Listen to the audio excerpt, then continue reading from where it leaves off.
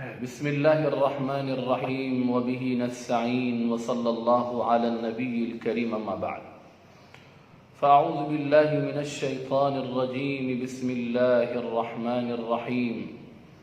يا أيها الذين آمنوا قوا أنفسكم وأهليكم نارا. قابل قدر اور قابل احترام عزیز دینی اور ایمانی بھائیوں، ہم اور آپ اس وقت جس باطل اور مفسد،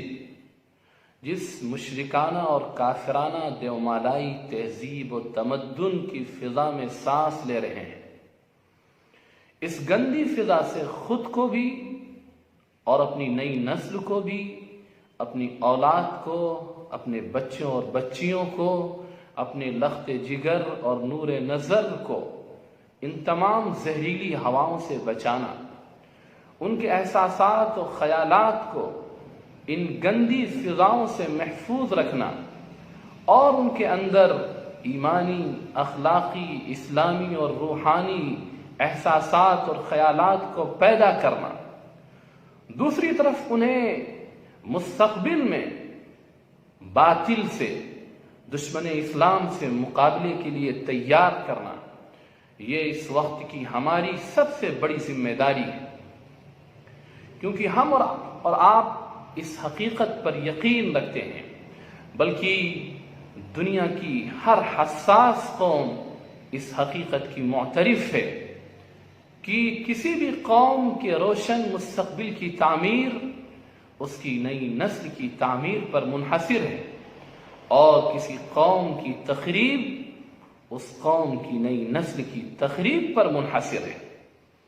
اور ہم اور آپ جس مستقبل کی طرف بڑھ رہے ہیں، وہ مستقبل ایسا بھیانک ہے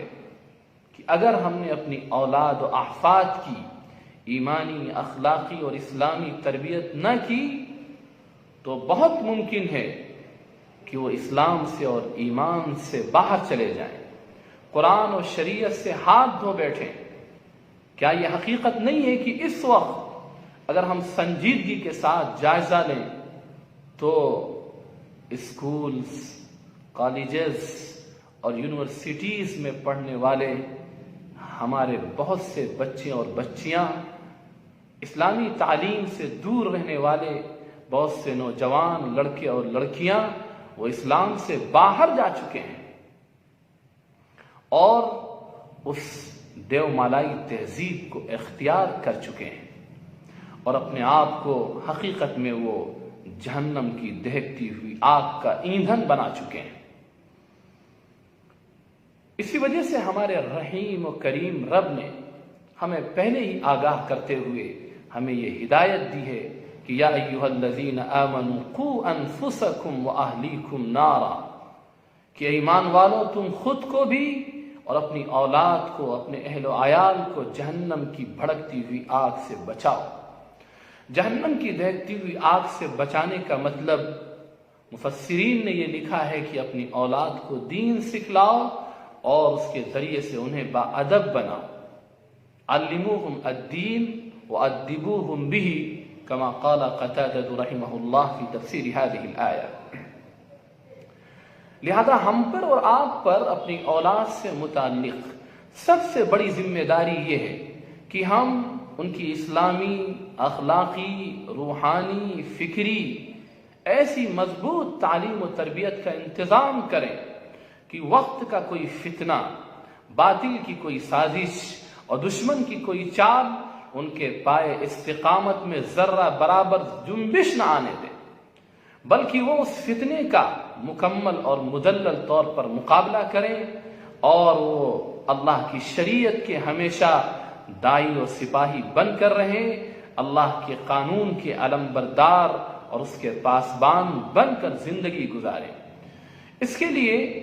اسلامی مکتب کے نام سے ایک کورس تیار کیا گیا ہے اور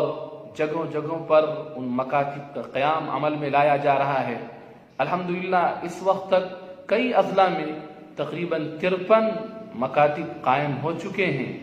اور بھی دوسری تنظیمیں اور تحریکیں اس سلسلے میں کام کر رہی ہیں۔ ہم اپنی طرف سے بھی اور اپنے تمام اسلامی مکتب کے ذمہ داروں، علماء اکرام اور اساتذہ اکرام کی طرف سے بہت ہی ادب کے ساتھ تمام مسجد کے ذمہ داروں سے، متولیوں سے اور ائمہ اکرام سے یہ گزارش کر رہے ہیں کہ ہم اپنے اپنے علاقوں میں، اپنے محلوں میں، اپنی مسجدوں میں ضرور اس وقت دینی مکتب کا قیام عمل میں لائیں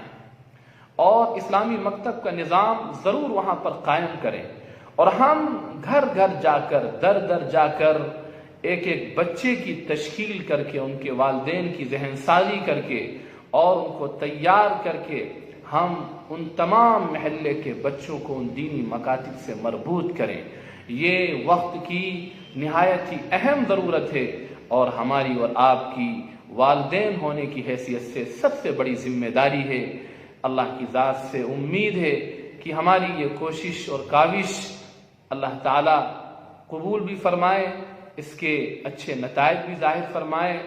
اور ہمیں اور آپ کو اخلاص للہیت کے ساتھ اپنے اپنے علاقوں میں، اپنے محلوں میں کام کرنے کی توفیق عطا فرمائے۔ اللہ سے یہ دعا ہے کہ اللہ تعالی ہمیں راہ استقامت پر موت تک گامزن رکھے، اور اپنے بچوں کی، بچیوں کی، نئی نسل کی دینی تعلیم و تربیت کی فکر کرنے کی توفیق بھی عطا فرمائے اور قبول بھی فرمائے۔ وآخر دعوانا ان الحمد للہ رب العالمین۔